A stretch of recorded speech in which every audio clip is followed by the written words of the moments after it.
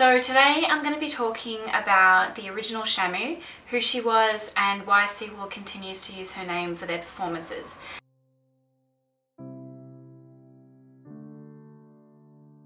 So we're all pretty familiar with the name Shamu.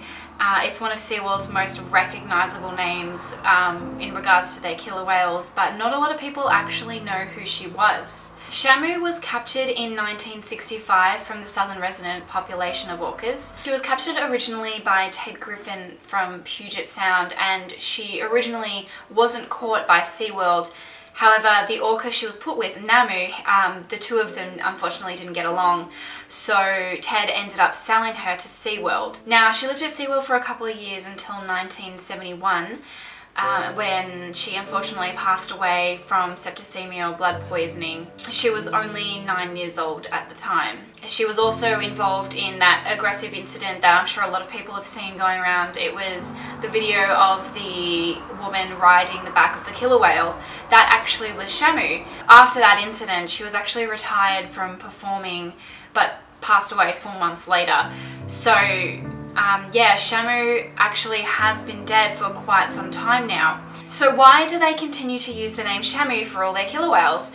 As you know, it's like a collective name for basically any one of their whales, like Dine with Shamu or something like that. I think it's a way to actually distract the public from when a killer whale does die, because each orca in captivity does have their own individual name. A lot of people keep a close eye on them and know each orca by their names and can tell just by looking at them which one it is. However, the general public isn't so enthusiastic about keeping up with, you know, the different killer whales. So Shamu is just an easier collective term. However, the problem that comes with that is we tend not to notice when one dies. And there's a really disturbing quote from the PR director of SeaWorld San Antonio. His name was Bob McCullough, and he said, "Shamu has not died. Shamu will never die. It just happens to be one of the whales who portrays one of 3 roles at any given time." So I think that quote really illustrates how SeaWorld, or the management, was really viewing their killer whales, that, you know, one will die, the public's not going to notice, because Shamu, the name Shamu, the idea is pretty much immortal. It's just going to get replaced by another killer whale. So having that brand name is a very easy way to sort of gloss over exactly how many orcas are dying in captivity under their care.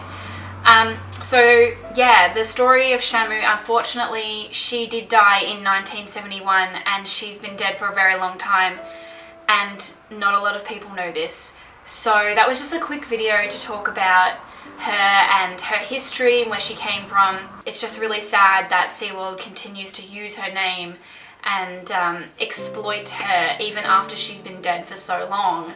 And, you know, you don't hear about the original Shamu and what happened to her.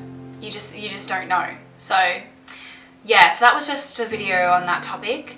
I hope you know that's helped clear up any misconceptions or ideas that people have had. But if you have any questions about Shamu or any other of the killer whales, just feel free to ask, leave a comment, and yeah, hopefully post another video soon. Thanks for watching.